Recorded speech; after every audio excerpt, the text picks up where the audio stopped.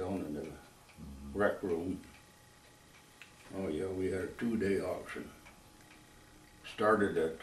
First day we started at 9:30. We went till 6:30. Schrepfer was the auctioneer, and his associate Springer from Linden, he was the other auctioneer. And then the second day we started at 9:30 in the morning and went till 4 o'clock. And to sell all our stuff we had it lined up all around. Yeah, I think about them getting rid of all your stuff. But it brings tears to your eyes. Yeah, yeah. Did you doctor your own animals, or was there a veterinary? Yeah, we had a veterinary, but we did a lot of our own, you know. Mm-hmm. You knew what to, you know, if a cow got sick, why you treated her the best you know how, you know. Hoof rot, or we'd pack, you know, between the toes, and we had a whole veterinary from Winslow that come up and took care of our animals, and old Dr. Robbie. Yeah. For the things that you did at home, was there a place like Farm and Fleet where you could go and purchase items? Oh, you mean your items that you... To treat your animals with, or where would you get where would you buy that? Well, let's see, old Doc O'Connor's, you know. Yeah. I remember we had a cow that had the calf, and we had to call him up, and he puts his strips down to the partner. Had just a little what I'll call it, a little handkerchief or something around his neck? Well, yeah, but he had kind of a apron or something. Oh, okay. Well, he had to go in and get this calf straightened out, and when he pulled that whoosh went right over the top of him. He probably told you that. I think that happened more than once. Yeah. Yeah. Yeah. Do you remember did you always use fertilizers and pesticides, or did they come along later in farming? Well, you use your barnyard manure to spread that out. Mm-hmm. That's what we usually used until later years. Then we started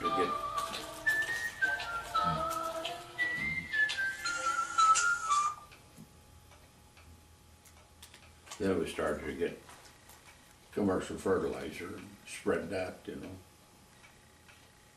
which made better crops. And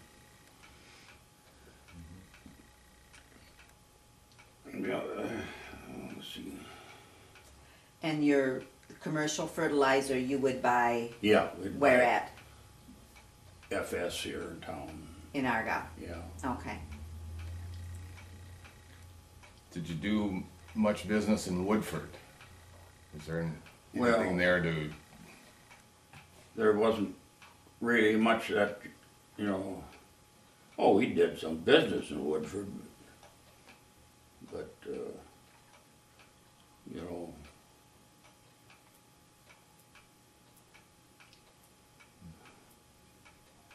As far as buying, you know, stuff like fertilizer, stuff like that, you had to, didn't have that down there.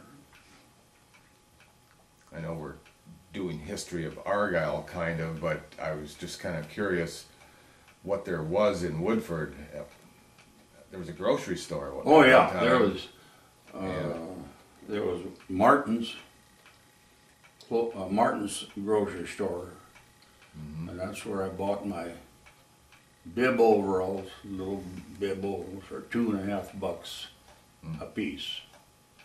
Now you pay $37 or $38 for them. Yep, and we bought our groceries down there. Then there was another grocery store, just Siler's they called it, and that's just for, well,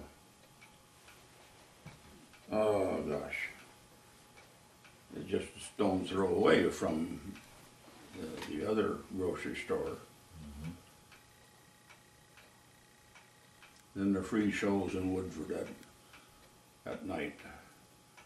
There'd be free shows down there. They'd have the screen up against the Siler's grocery store, and of course you could get down there early. Then you'd sit in your car and watch the show. You know.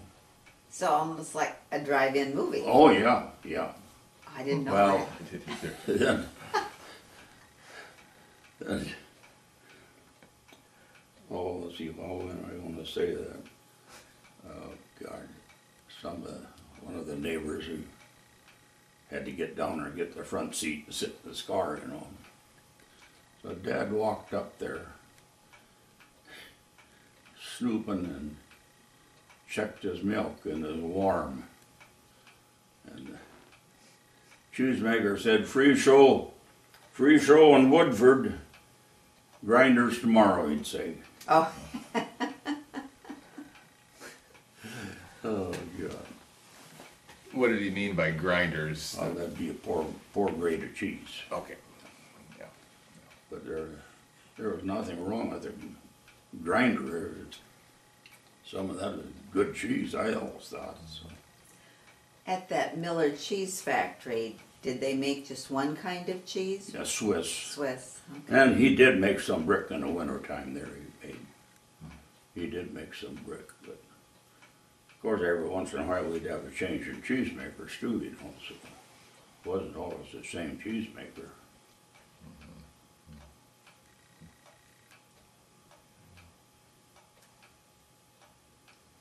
Yeah, I can see them big wheels of Swiss on them shelves, you know. Of course, then they had to wash them, you know, too. They wash them and put them back up in, roll them.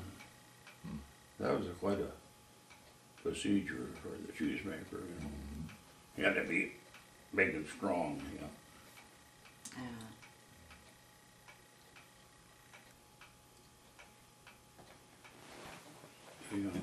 Did you ever hire out or work anywhere else, Arleigh? Oh, I just made a little day of work, I did, you know. But I remember Jake Pfister, he had Martin Bradison, grandfather, you know, Martin and Virginia live out here, had his grandfather hand tile that big bottom. And of course, after he got, you know, he opened up the trench and laid the clay tile in, you know, I know Jake hired me and his own boy, and we had to fill in them ditches, you know. He had to be careful so he wouldn't break the tile, you know. And that's the way that old bottom is tiled. You know, right, I think there's 25 acres in that bottom. It was just nothing but a slough hole, you know. They made something out of it. Now look at it. They raised great crops off of that. Dean Jurgensen rents the land there now. If you can explain how tiling works. You know, when people think of tile, they think of bathroom tile or kitchen Oh, tile. yeah, no, this is tile about maybe 5 inches around or so. And this clay about that long. And that's the way you lay them in the trench. Of course, then the water seeps down through in between the cracks of the ends of the tile. That's the way the water gets in the line. And that, yeah, I remember filling in them, but you had to be careful so you didn't break them, you know. But there was no rocks in that bottom, but still you had to be careful how you filled that in. Then you could kind of walk along in the trench and then you'd kind of pull dirt in by hand. Oh yeah. Yeah, this Argyle's got a lot of history in it, you know. Founded in 1844. Mm-hmm. Yeah. You see as you come in town on both sides. Mm-hmm. And this Martin and Virginia Bradison's house, you know, that was the old hospital here in town, you know. And Russell Nelson and Dolores, they were born in that house. And, So that was the hospital. yep. What was the next, the Hawley place? The Hawley place, you know. Was that just a farm or? Yeah, that was just a farm. It wasn't a stagecoach stop or anything? No. Okay. Not that I ever heard. But Russell and Dolores, they were born in that. And of course, Dolores, she's 1 day older than Russell. And then they married and raised a family. And, So they were born in that house. yep. Yeah. Well, we had heard there was a hospital out there, Yeah. but I didn't know it was that house. That was that house, yeah. Oh. And I forget now, the old doctors that was there, whether it was Dr. Doc Scott? Scott, I think that was what his name was. Of course, you had a doctor in town here too, Doc Williams, you know. Mm-hmm. Yeah. Did either one of them treat your rheumatic fever? No. I was, old Doc Schindler, he was the one that diagnosed me. I had rheumatic fever. So I was out of school from Christmas till out into March. I was out of school. Of course, then when I went back, I was so darn far behind, I just quit. And then went back the following year. That's why I'm in the class of 49. But you didn't have to go to a hospital for that, or did you, for the rheumatic fever? No, I was at home. And, Okay.